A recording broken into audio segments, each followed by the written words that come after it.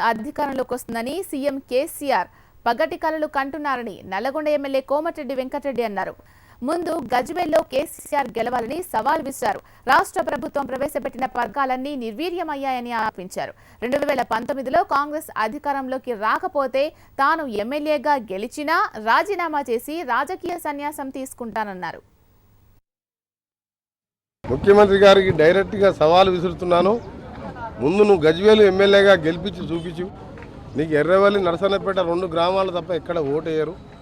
రాష్ట్రంలో ఉన్న అన్ని ప్రజల్ని దళితులను మొదలుపెట్టుకొని దళితుల ముఖ్యమంత్రి చేయకుంటే మెడ మీద తలకాయ నరుకుంటా అని చెప్పిన కాడి నుంచి మొదలుపెట్టుకొని మైనార్టీల రిజర్వేషన్, కేజీ టు పీజీ విద్య కానీ, ఆరోగ్యశ్రీ కానీ, ఫీజు రియంబర్స్మెంట్ తీసేసినావు. ఇలా బలహీన వర్గాల వాళ్ళు చదువుకునే అవకాశం లేకుండా చేసినావు. ఆరోగ్యశ్రీలు మొత్తం నిలిచిపోయినాయి. పేదవాడు రోగం వస్తే చచ్చిపోతున్నారు.